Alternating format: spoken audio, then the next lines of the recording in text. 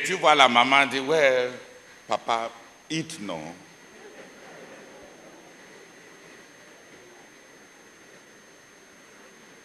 Est-ce qu'elle supplie pour son propre bien? Le leadership, c'est supplier les gens pour leur bien.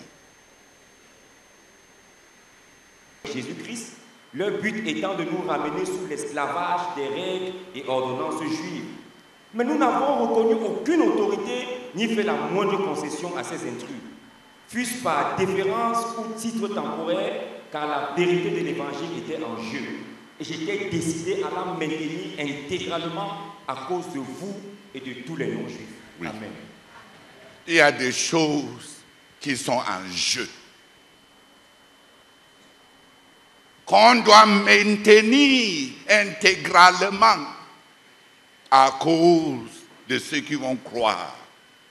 Il y a des dirigeants lâches qui sont prêts à tout sacrifier, embrouiller la vérité, embrouiller tout pour des solutions temporaires. Malheureusement, de telles personnes pensent être pacifistes. Ils pensent être ceux-là qui ont embrassé la croix, alors qu'ils sont en train de trahir la croix.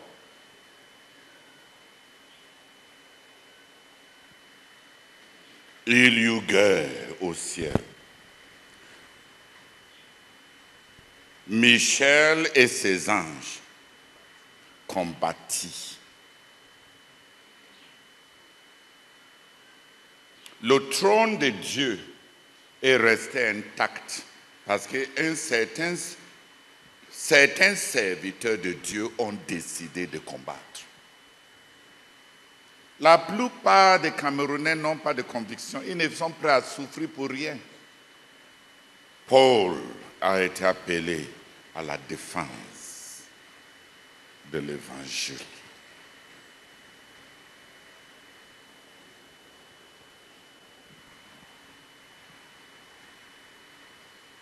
Il a été appelé à la défense de l'évangile. Il y a six défenses. S'il faut qu'on étudie ça, on ne va pas achever d'ici décembre. Parce que chacun constitue des grands défis pour l'évangile.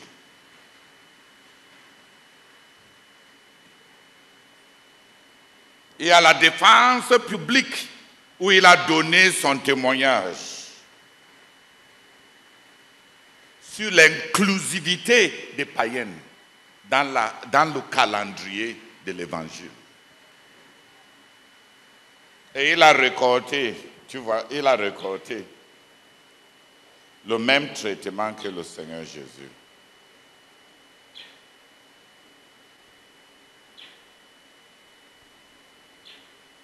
On l'a condamné, la démocratie l'a condamné. On lui a répété les mêmes choses qu'on avait dit au Seigneur. Away with him. He's not fit to live.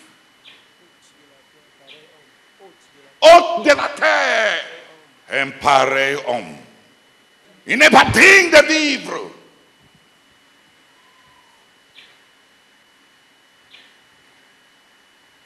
Il a reçu la même sentence que le Seigneur Jésus. Le rejet de son peuple. Peut-être la prochaine chose, on vient maintenant au chapitre 24-25. Paul en prison.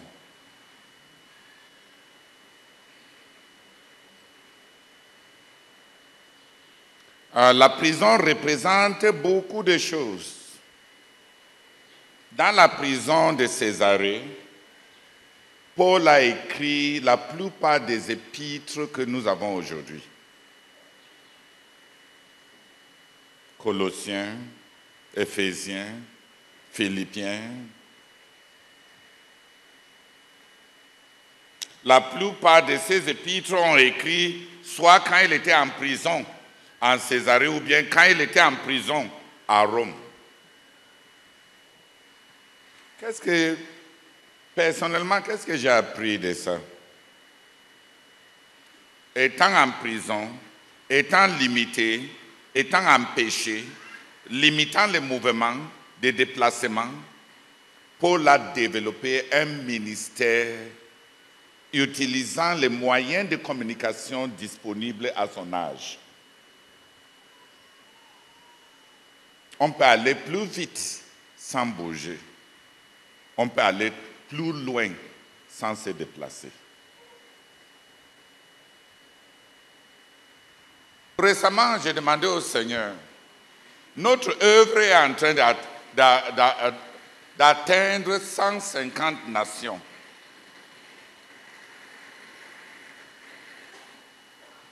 Dans ma tête, je voulais faire le ministère de Samuel. Je voulais créer des bases régionales où les grappes des nations autour peuvent se rassembler. Comme ça, par exemple, si on a une base régionale en Inde, pour les nations de l'Asie sud-est, et on a une base régionale en Europe occidentale, peut-être en France, et une base régionale en Europe asiatique, là où notre œuvre va se développer et on aura une église forte. Parce que pour avoir une base auxiliaire et régionale, il faut que les effectifs et les ressources soient à même de porter les responsabilités au-delà des survies. On est bâti par, on appelle par base une œuvre par favoritisme. Une base, c'est là où il y a suffisamment de ressources spirituelles, numériques et financières pour porter des responsabilités au-delà des besoins de survie. Et aussi que ces ressources soient placées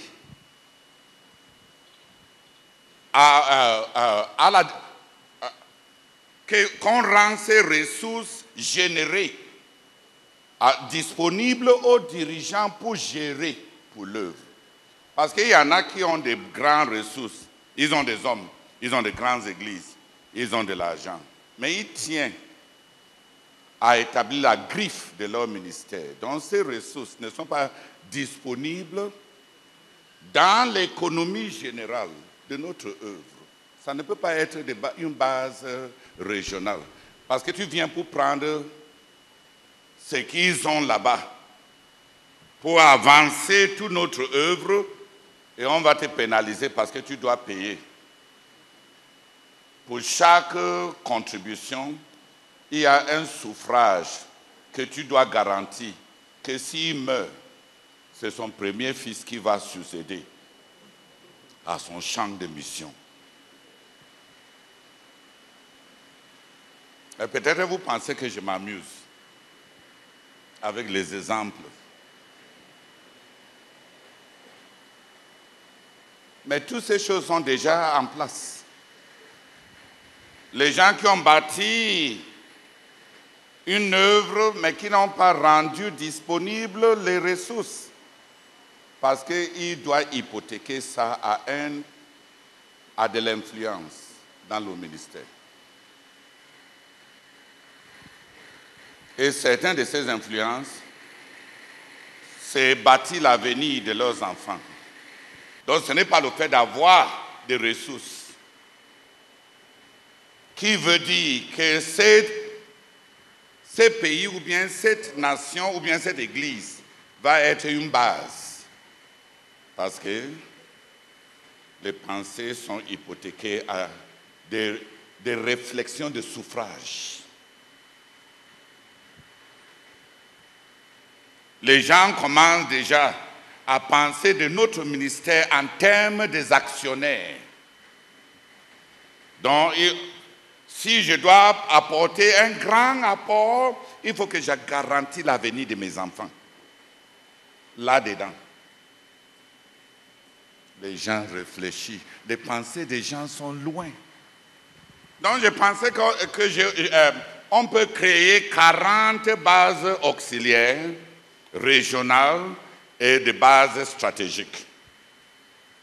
Comme ça, on fait comme Samuel. Samuel avait 5 bases décentralisées.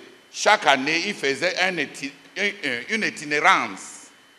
Il part de Bethel, il arrive à Mispa et il juge. Et à chaque localité, les anciens dans les tribus aux alentours se réunissaient avec lui pour prier et pour voir l'état, la condition de la nation. C'est pour ça que la Bible dit qu'il jugeait Israël dans ces lieux-là. Dans ma pensée avec la croissance de l'œuvre, j'ai planifié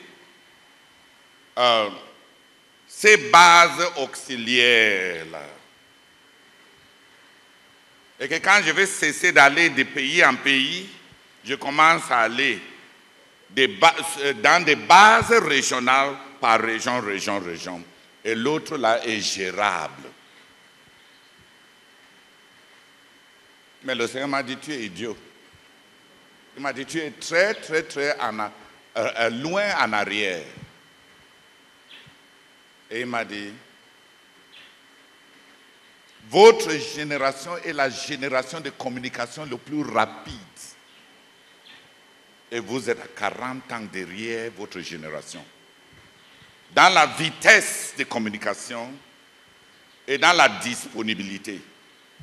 Il m'a dit, 1000 billets d'avion.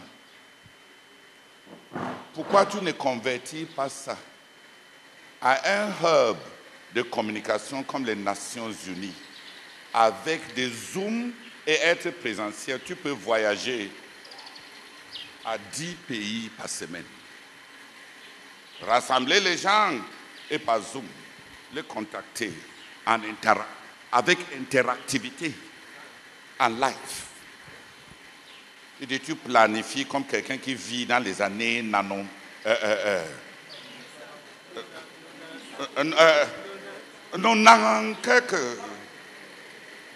tu n'es pas à jour.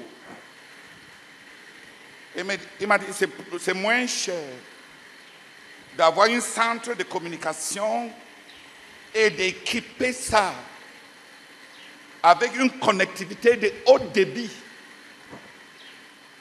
et être en contact. Ça va avancer la communion, ça va assurer de la surintendance et tu développes les bases auxiliaires pour qu'en présentiel, tes assistants puissent toucher les hommes. Il m'a dit, pourquoi tu as 40 ans de retard?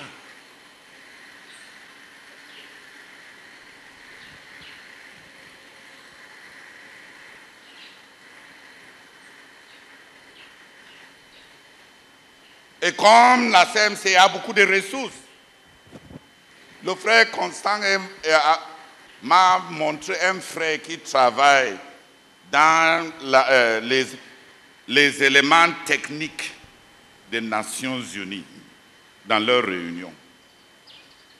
Et avec lui, on est en train de planifier un hub de communication à partir de ma maison là-bas à Ndougou.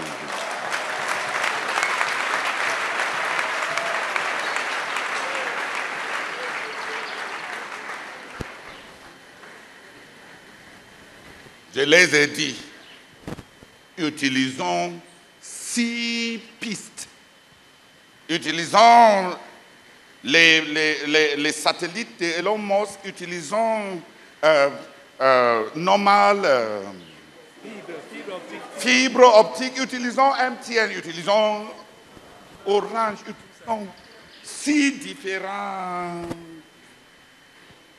On doit voyager. Dieu nous a donné une ère où on peut voyager. dans 10 pays en une semaine. On est en train de préparer une table là-bas. Avec le chef de département ici, on va décider, une fois par mois, tous les missionnaires vont rassembler leurs dirigeants aussi. Et on rompre le pain. On va rompre le pain.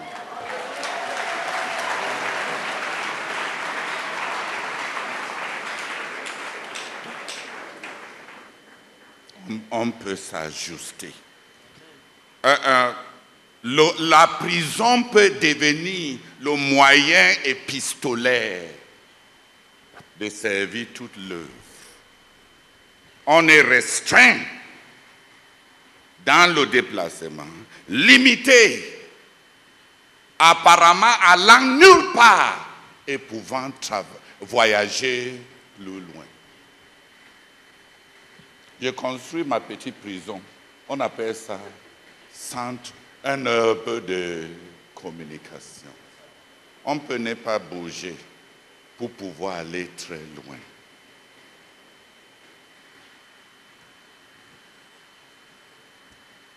Et Paul est resté en prison. Et ses épîtres ont touché à toutes les églises et ses épîtres sont arrivés jusqu'à chez nous ici. Il a voyagé dans toute l'œuvre qu'il a bâtie et il a voyagé dans toutes les générations futures jusqu'à chez nous en étant en prison.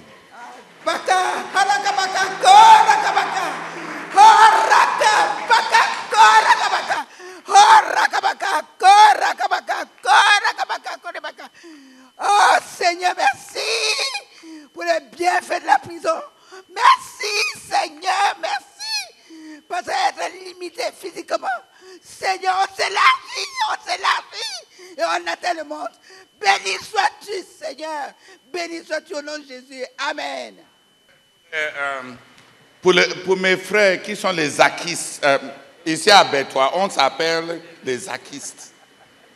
L'avion du ministère, là, je suis en train de construire l'avion du ministère.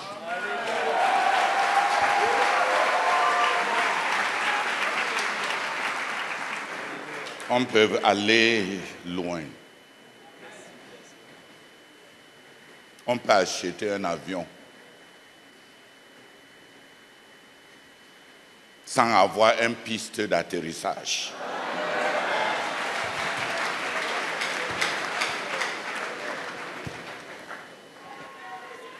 Donc voilà le quatrième aspect de navigation, de transition. Et à la consolidation de l'œuvre à travers les hommes mûrs qu'il a bâtis. Et à le chemin de la communion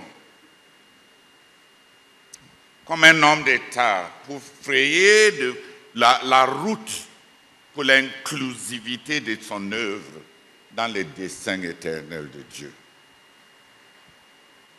Il y a la défense de l'Évangile.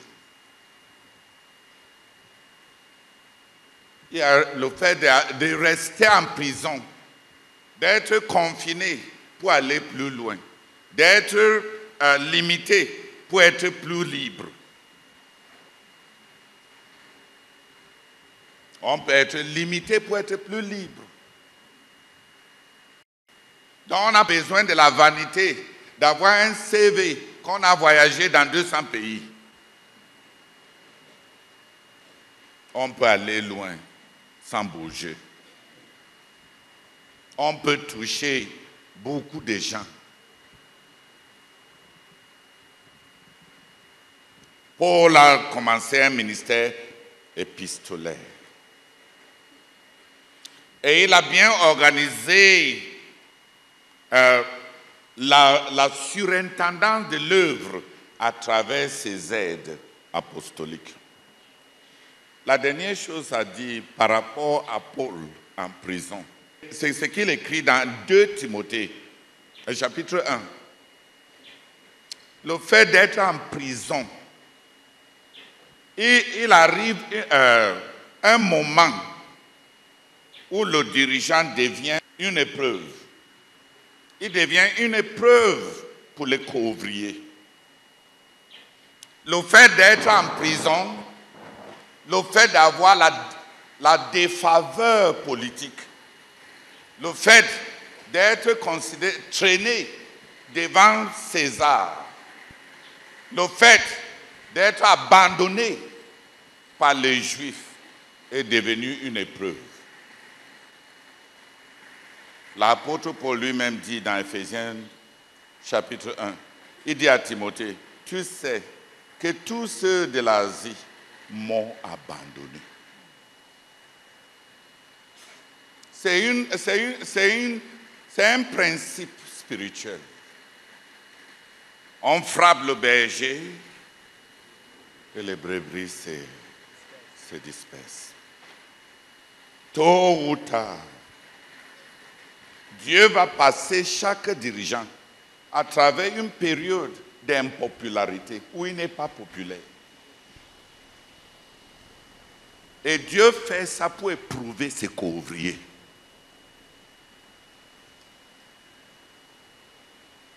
Les gens aiment s'attacher à quelqu'un qui a réussi.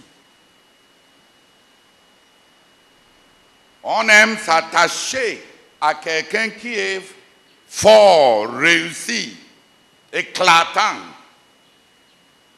Mais Dieu fait passer ses serviteurs à travers certaines épreuves afin de lui révéler qui sont ses co-ouvriers. Paul a dit à Timothée, tous ceux de l'Asie m'ont abandonné, même Phygèle et Hermogène, les grands dirigeants connus de tout le monde. Quand la prison a touché Paul, quand le risque politique, quand le danger d'identification à Paul a été, quand il y avait une indication qu'on peut aller vers Paul comme ça et on nous confond, on se fait appréhender. Tout dirigeant à un moment devient une épreuve pour les co-ouvriers.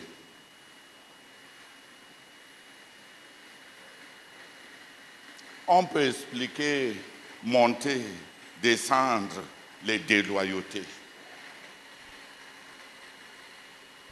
À un moment, le frère Zach est devenu une épreuve pour nous tous.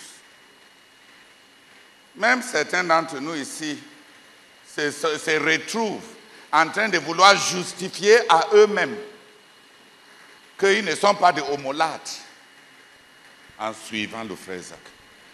Dieu élève, quand Dieu élève un dirigeant à un point ou à un autre, ce dirigeant sera une épreuve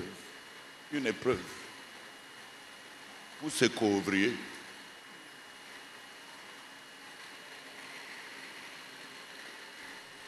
On ne sait pas jusqu'où. On ne se connaît pas. On ne sait pas jusqu'où. On adhère à un ministère tant que ça réussit. On ne sait pas à quel point on adhère, on s'engage aux hommes tant que ça garantit du succès. Paul a dit, il y a Onesiphore qui n'a pas eu honte de mes chaînes. Même en Éphèse, il m'a cherché. Il est arrivé à Rome. Il a fait ce long voyage à Rome. Et il n'a pas eu honte de s'identifier à moi. À un moment où les gens qui me demandent sont ostracisés. Il est venu jusqu'à Rome. Et il m'a apporté. Et Paul a dit à Timothée, tu connais ce qu'il a fait pour moi à Éphèse. À un moment, donner même à un dirigeant devient impopulaire. À un moment, les gens commencent à militer contre le fait de donner à un dirigeant. Et les gens qui donnent sont castigés.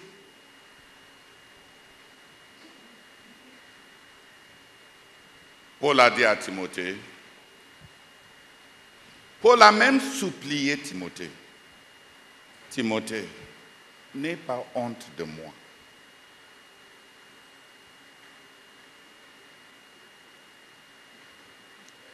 Si tu as commencé ta carrière spirituelle parce que tu recherches la gloire, la popularité, les applaudissements, sache que dans ce chemin de servir Dieu, on arrive à une solitude où on a même besoin de supplier les gens qui nous ont le plus aimés de ne pas avoir honte de nous.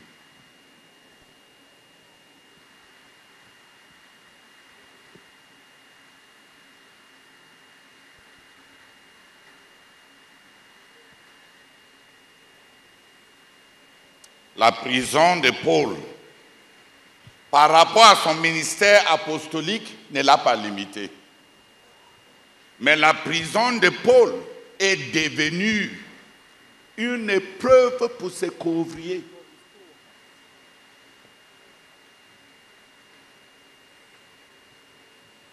Le moment arrive et il y a toujours l'occasion où l'identification avec un serviteur de Dieu égale embrasser le Seigneur.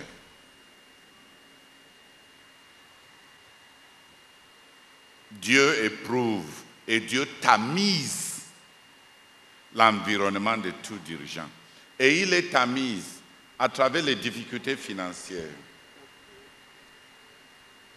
à travers le retard des résultats, à travers de l'impopularité et des critiques des autres. Et je bénis Dieu qu'au moins je suis passé par là au moins 3 fois. Chaque dirigeant devait diriger ayant les yeux sur Dieu. Il y a l'amour de personnes autour de soi, autour de nous, qui ne peut basculer le lendemain.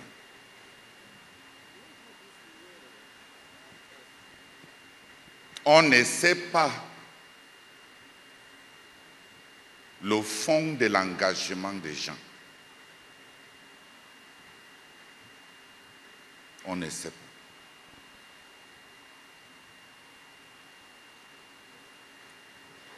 Même Figel est hémogène. Même Figel est hémogène. Donc, à un moment dans le leadership, ton leadership va être une épreuve pour tes couvriers. En tout cas, j'ai été dirigeant. À un moment, certains de mes couvriers m'ont traduit à un tribunal à l'intérieur. Les anciens se sont assis et l'un après l'autre, chacun m'a demandé, je t'ai suivi 12 ans, j'ai eu quoi dans ce monde? Le jour viendra où tu vas confronter que les gens ne te suivaient pas pour rien.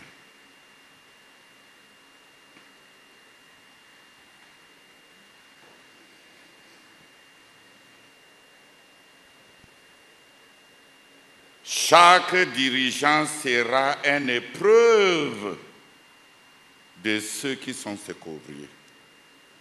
S'il suit le chemin de la croix, le jour viendra où il sera une opprobre.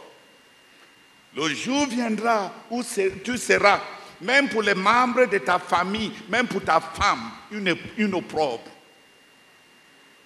Qui ne va pas suivre quelqu'un si en le suivant, on a des maisons, des voitures, un leadership, beaucoup d'argent, et tous tes enfants vont à l'université et on paye les scolarités, qui ne va pas suivre? Si le fait de suivre, c'est les bourses pour tes enfants, les voitures pour toi, les maisons pour ta famille, et les biens, qui ne va pas suivre? C'est dans les difficultés, c'est dans les épreuves liées à son leadership qu'on connaît ce qu'ouvrier. Même si certains des frères qui sont venus avec nous à Koumé en 2010, même s'ils manifestent certains symptômes de dinosaures, ils sont précieux. Parce qu'ils ont suivi à un moment où rien ne semblait être évident. On chérit ceux qui se sont attachés à nous quand on n'était rien.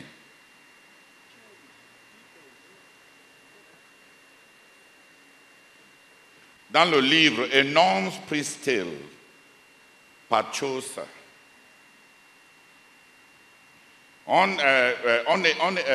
l'écrivain Chaucer dit: l'homme pauvre est haï même par sa mère et par son père, par ses sœurs et par ses frères. La pauvreté te rend haïssable même à ta mère. Certains d'entre vous, vous éprouvez déjà l'autre là. Quand tu as déjà 25 ans et tu n'es pas en train d'apporter quelque chose à la maison, vos mamans vous appellent pour vous montrer que la maternité ci a des limites. Et on vous insulte. Tu n'as rien apporté, tu n'as rien. Donc tous mes investissements, tous mes souffrances, tout. Le temps viendra où même la maternité va te demander de payer. Ta mère va te demander, sans cacher son visage, que tu payes pour le lait maternel qu'elle t'avait donné. Que tu payes.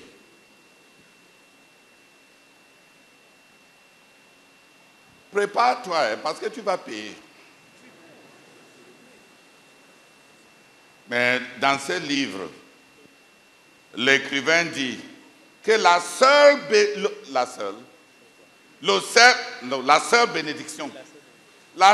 bénédiction de l'homme pauvre, c'est que ses amis sont vrais.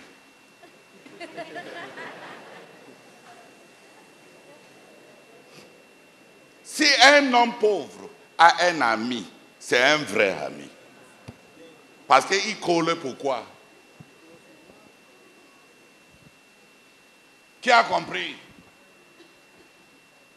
Ne pleure pas trop la pauvreté, parce que tes amis sont vrais. Si tu en as.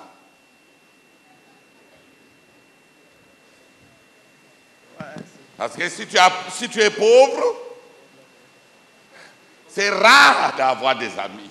Même ta mère va te renoncer, va te régner. Mais si tu arrives, étant pauvre, d'avoir un ami, l'autre là est vrai. La seule bénédiction d'un homme pauvre, c'est que ses amis sont vrais.